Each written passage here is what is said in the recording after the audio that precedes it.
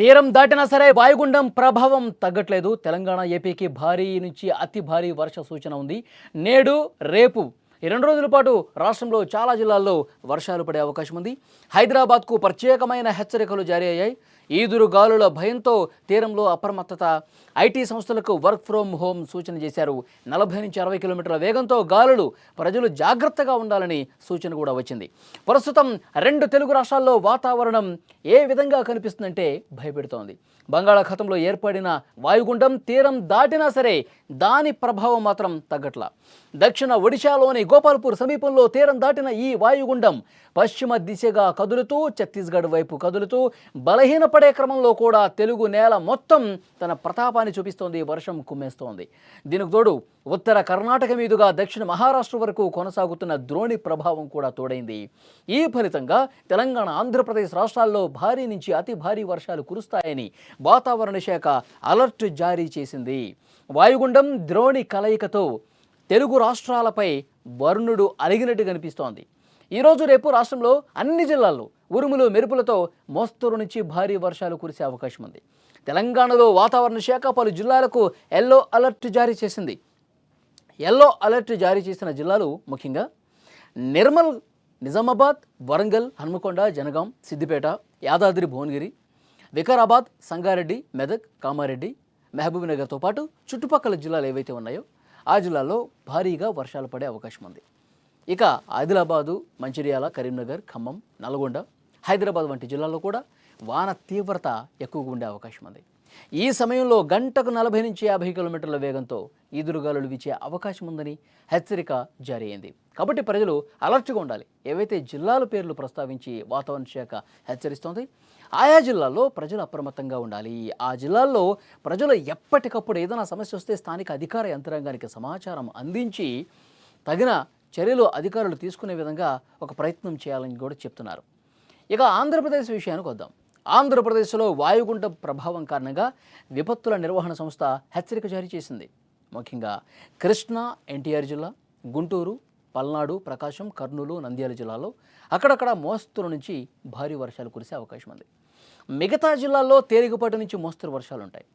తీరం వెంబడి గంటకు 40 నుంచి 60 కిలోమీటర్ల వేగంతో ఈదురుగాలులు వీచే అవకాశం ఉన్నందున తీర ప్రాంత ప్రజలు, మత్స్యకారులు అప్రమత్తంగా ఉండాలని సూచన చేస్తూ ఉన్నారు. 2-3 రోజుల పాటు చాలా జాగ్రత్తగా ఉండాలి.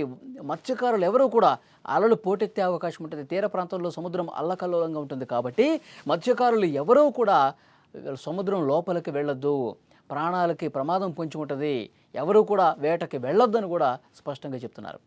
ఇక రాజధాని హైదరాబాద్ నగరం మీద వాతావరణ కేంద్రం కొన్ని ప్రత్యేకమైనటువంటి సూచనలు చేసింది. గత రాత్రి నుంచి 2 రోజుల నుంచి మనం చూస్తున్నాం, వర్షం కుమ్మేస్తుంది. ఎట్లా పడితే అట్లా వర్షం పడుతుంది. ప్రయాణాలు చేసేవాళ్ళు ఇళ్లలోనే కూర్చున్న పరిస్థితుంది. లోతట్టు ప్రాంతాల ప్రజలు హడలిపోతున్నారు.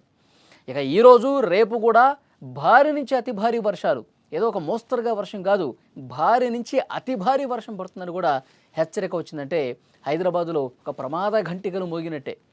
అధికార యంత్రాంగం ఎప్పటికప్పుడు చర్యలు తీసుకుంటా ఉన్నారు. అధికార యంత్రాంగం ఎక్కడైతే లోతట్టు ప్రాంతాలు ఉన్నాయో అక్కడ చూస్తూ ఉన్నారు. కానీ నిన్న పడినటువంటి వర్షానికే, ఎగువ నుంచి వస్తున్నటువంటి వరదకే మూసీ పరివాహక ప్రాంతాలు ఏ విధంగా ఉన్నాయో మనం చూస్తూ ఉన్నాం. పూర్తిగా ఉస్మాన్ సాగర్, హిమాయత్ సాగర్ ఆ జంట జలాశయాల నుంచి 35,000 క్యూసెక్కులు నీటిని వదిలేసరికి కింద ఉన్నటువంటి బస్తీలన్నీ కూడా మునిగిపోయిన పరిస్థితుంది. ప్రమాదకరంగా సిచ్యువేషన్ తయారైంది. ఇక ఇప్పుడు ఇంకా 2 రోజుల పాటు భారీ వర్షాలు ఉన్నాయి అనగానే ఇక్కడ లోతట్టు ప్రాంతాల ప్రజలు ఇక కంటి మీద కునుకు లేకుండా ఇబ్బంది పడుతున్న పరిస్థితుంది. చాలామంది ఇళ్ళు ఖాళీ చేశారు. కొన్ని కాలనీ వాసులు అయితే ఖాళీ చేసేసి దాదాపు ఒక 2,000 మందిని బయటికి ప్రాంతాలకు తరలించారు, ఎగువ ప్రాంతాలకు తరలించారు. పునరావాస కేంద్రాలు ప్రభుత్వం ఏర్పాటు చేసింది. అక్కడే వండుకుంటున్నారు, అక్కడే 2 రోజులు ఉండాలని చెప్పి కూడా అధికారులు చెప్పారు. ఎందుకంటే ఇళ్లలోకి వాటర్ చేసి ఇళ్ళు సగం మునిగిపోయినాయి కదా. ఇక జూబ్లీ హిల్స్, బంజారాహిల్స్ వంటి ప్రధాన ప్రాంతాలతో పాటు దిల్సుఖ్ నగర్, రాజేంద్ర నగర్ వంటి శివారు ప్రాంతాలు కూడా వానతో తడిసి ముద్దవుతున్నాయి. ఈ వర్షాల వల్ల రోడ్లు జలమయమయ్యే ప్రమాదం ఉంది. దీంతో పోలీసులు ముఖ్యమైన సూచనలు చేస్తున్నారు. అత్యవసరమైతే తప్ప ప్రజలు ఎవరూ బయటకు రావద్దని చెప్తున్నారు. ఐటీ కంపెనీలు తమ ఉద్యోగులకు వీలైనంత వరకు వర్క్ ఫ్రమ్ హోమ్ ఇవ్వండి. ఎందుకంటే చాలా దూర ప్రాంతాల నుంచి వస్తూ ఉంటారు, ట్రాఫిక్లో గంటల గంటలు వెయిట్ చేస్తూ ఉంటారు. ఇప్పుడు ట్రాఫిక్ డైవర్షన్స్ జరుగుతూ ఉన్నాయి. ఎందుకంటే అక్కడ మూసీ దగ్గర బ్రిడ్జెస్ చాలా వరకు మొత్తం బ్రిడ్జిల మీద నుంచి వాటర్ ఫ్లో కొట్టుకుంటూ వస్తుంది. కొన్ని రహదారులను మూసేశారు, కొన్ని బ్రిడ్జిల్ని మూసేసిన పరిస్థితుంది. వాళ్ళకి ఆల్టర్నేటివ్ దారులు కూడా చూపిస్తూ ఉన్నారు. కాబట్టి ఇప్పుడు అందరూ కూడా ఒక దారి నుంచి పోవాలి. ఇంతకుముందు 2-3 దారుల నుంచి పోయేది ఉంటే ఒకవైపు నుంచే పోయే అవకాశం ఉంది. కాబట్టి ట్రాఫిక్ జామ్ ఎక్కువైపోతుంది. గంటలు గంటలు నిరీక్షించాల్సినటువంటి పరిస్థితి ఏర్పడింది. కాబట్టి అధికారులు చెప్తా ఉన్నారు, ఎందుకంటే సాఫ్ట్వేర్ కంపెనీస్కి ఇటు అందరూ కూడా ఈ జూబ్లీహిల్స్ వైపు, హైటెక్ సిటీ వైపు, మాదాపూర్ వైపు, గచ్చిబౌలి వైపు ఇట్లా వస్తుంటారు. కాబట్టి అవసరం అయితేనే, ఇంపార్టెంట్ అయితేనే ఆఫీస్కి రండి, కానీ లేదు అంటే కనుక వర్క్ ఫ్రమ్ హోమ్ చేసుకోండి. ట్రాఫిక్ కొంతవరకు తగ్గుముఖం పడుతుంది, రద్దీ తగ్గుతుంది అని కూడా అధికారులు కంపెనీస్కి సూచన చేసిన పరిస్థితి. అందుకు తగ్గట్టుగానే వాళ్ళు కూడా చర్యలు తీసుకుంటూ ఉన్నారు.